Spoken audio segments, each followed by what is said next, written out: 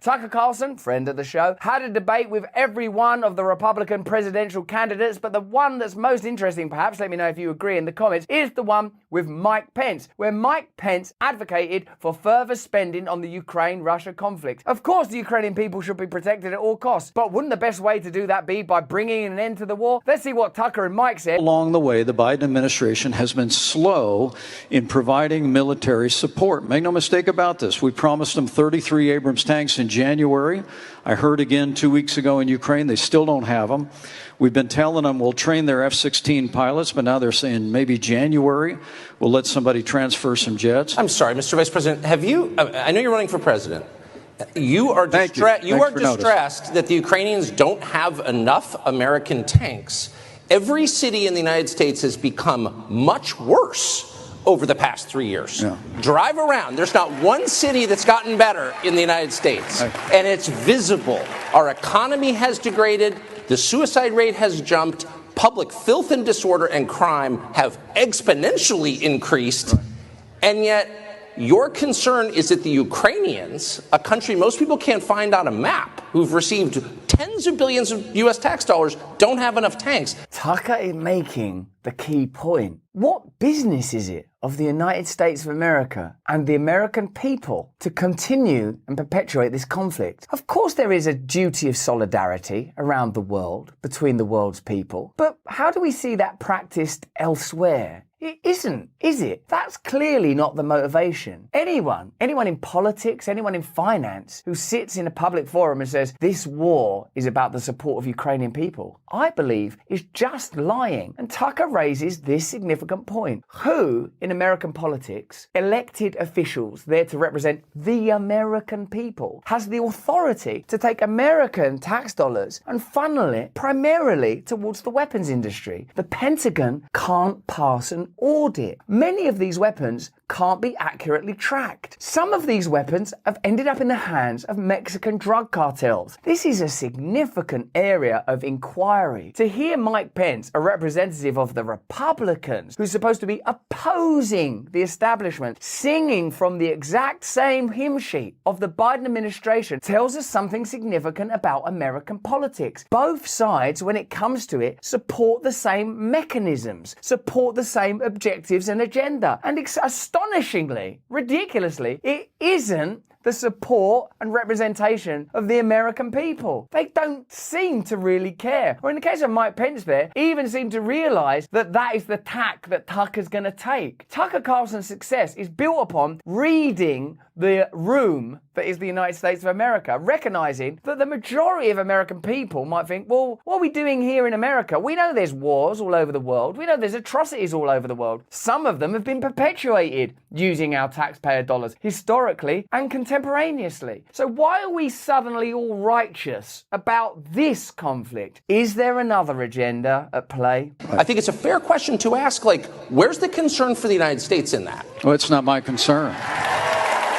Well, mate, it should be. If you're running for the President of the United States of America, you're not running for the President of Ukraine. You're running for the presidency of the United States of America. That's not my concern. Isn't this odd? Like, I'm not actually a super pro-nationalist person either. I believe in devolution of power wherever possible. I think we've been hoodwinked and conned by patriotism. I think that service people that have given their lives for their nation have done a bold and brave thing, and their bravery and courage has been disgracefully misused for military, financial, globalist objectives. And that has been going on for a lot longer than the United States of America, and my little old country is probably one of the great engineers of the model. But at least if you're representing your nation, you are representing the people whose tax dollars or tax wealth you are accumulating. Can you see how delirious they are? They don't even have a connection to the obvious fact that it is their job to run the treasury of a particular nation in accordance with the will of the people of that nation. Tucker, I've heard that routine from you before, but that's not my concern.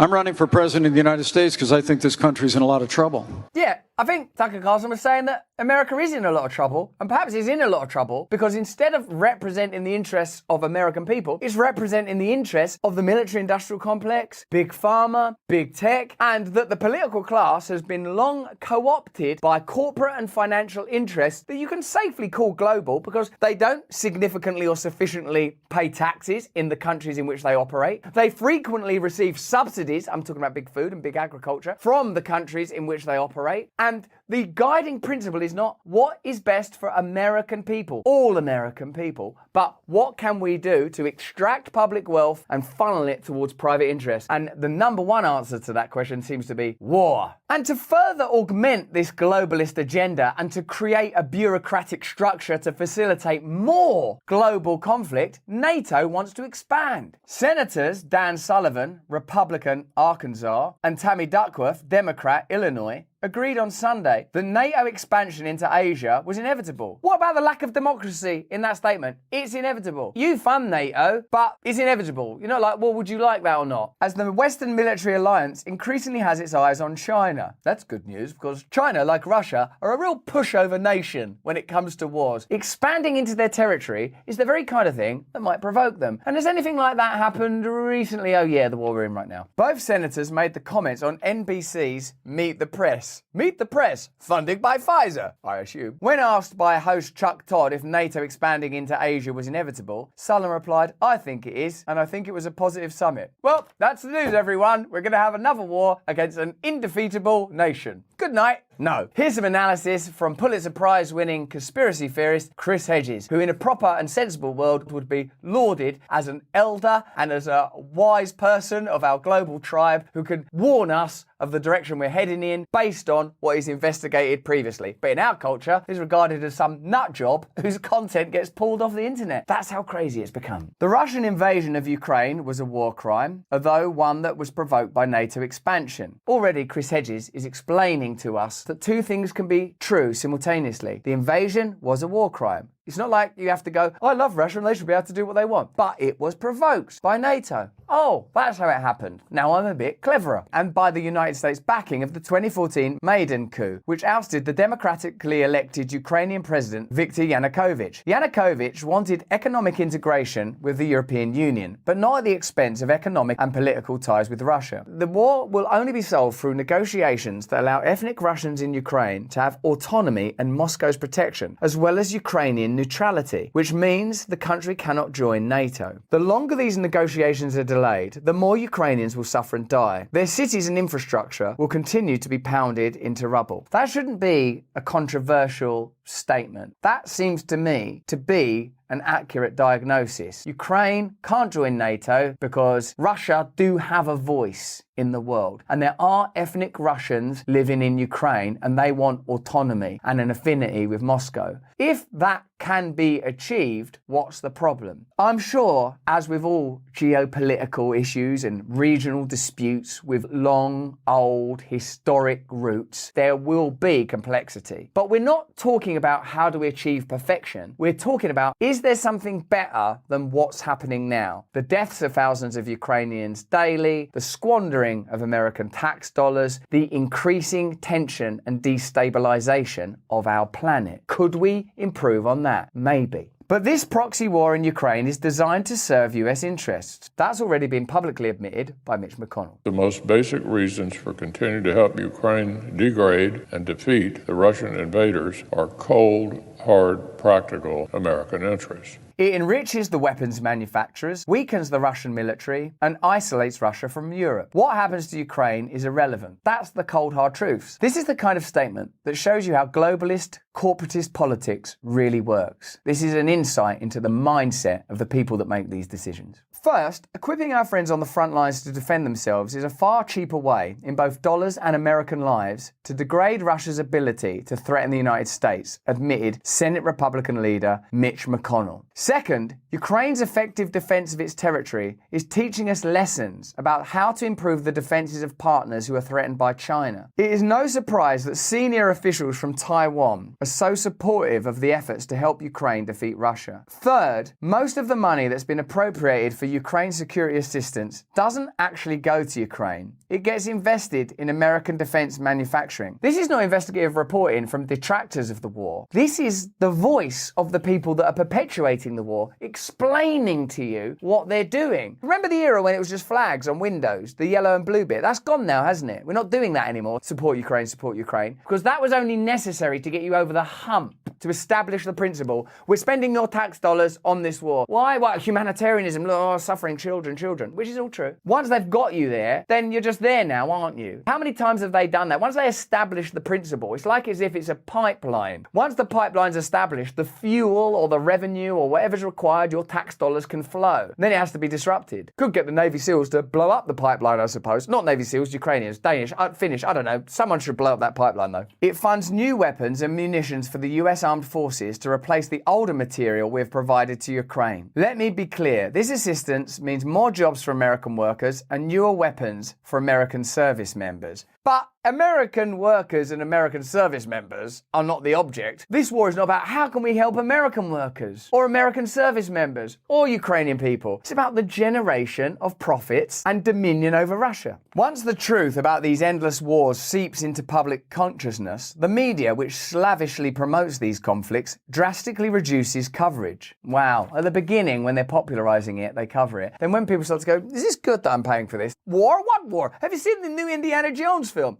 No. The military debacles, as in Iraq and Afghanistan, continue, largely out of view. By the time the US concedes defeat, most barely remember that these wars are being fought. Chris Hedges is someone who's been through this many, many times. I can almost hear his weariness in explaining to you. Do you remember Afghanistan? No, what do you mean Afghanistan? Iraq? Do you remember Iraq? What? Iraq? Remember? Always. How many times do we have to go through the process of being told we're in a humanitarian war, realizing it's for profit, that the motivations for the war weren't actually there in the first place, it all gets botched, it's horrible, it's a mess, everything's worse than before it. Then we do it again. How appealing are these stickers on windows? The pimps of war who orchestrate these military fiascos migrate from administration to administration. Between posts, they are ensconced in think tanks. Projects for the New American Century, American Enterprise Institute, Foreign Policy Initiative, Institute for the Study of War, the Atlantic Council, and the Brookings Institute, funded by corporations and the war industry. Once the Ukraine war comes to its inevitable conclusions, these Dr. Strangeloves will seek to ignite a war with China. The US Navy and military are already menacing and encircling China. God help us if we don't stop them. Hopefully, God will help us now. But God has no hands but ours. It will ultimately require our opposition to these ongoing wars to prevent them. These pimps of war con us into one conflict after another with flattering narratives that paint us as the world's saviors. They don't even have to be innovative. The rhetoric is lifted from the old playbook. We naively swallow the bait and embrace the flag, this time blue and yellow, to become unwitting agents in our self-immolation. Since the end of the Second World War, the government has spent between 45 to 90% of the federal budget on past, current and future military operations. It is the largest sustained activity of the US government. It's the main thing the US government does. Like, when Tucker asked that question, like, shouldn't we do something about our cities and our collapsing social institutions? The answer is, no, we shouldn't, because our business is war, then distracting you from that war by making you focus on the opposing other one of two teams that you could be supporting. Oh, it's because the Democrats are doing this in San Francisco. Oh, it's because the Republicans are doing that in Florida. No, it's because both are doing that in Russia and China and Afghanistan and Iraq. And the list goes on and on and on. It has stopped mattering, at least to the pimps of war. Chris Hedges is digging pimps of war, isn't he? I'm going to keep writing that. Whether these wars are rational or prudent. The war industry metastasizes within the bowels of the American empire to hollow it out from the inside. The US is reviled abroad, drowning in debt, has an impoverished working class, and is burdened with a decayed infrastructure as well as shoddy social services. Wasn't the Russian military, because of poor morale, poor generalship, outdated weapons, desertions, a lack of ammunition that supposedly forced soldiers to fight with shovels and severe supply shortages, supposed to collapse months ago? Wasn't Putin supposed to be driven from power? Weren't the sanctions supposed to plunge the ruble into a death spiral? Wasn't the severing of the Russian banking system from SWIFT, the international money transfer system, supposed to cripple the Russian economy? How is it the inflation rates in Europe and the United States are higher than in Russia despite these attacks on the Russian economy? Wasn't the nearly $150 billion in sophisticated military hardware, financial and humanitarian assistance pledged by the US, EU and 11 other countries supposed to have turned the tide of the war? How is it that perhaps a third of the tanks Germany and the US provided was swiftly turned by Russian mines, artillery, anti-tank weapons, airstrikes and missiles into charred hunks of metal at the start of the vaunted counteroffensive. You never really hear about stuff like that, do you? You just hear about we're providing. We say, look at Mike Pence, send them more tanks. They're just blowing them up, mate. What do you think they're going to do, these tanks? We're in Moscow now. It's all cool. It's not going to happen, is it? It's just more fodder for the machine. Mike Pence is a company man for the military-industrial complex, no? I guess he was drafted in for Trump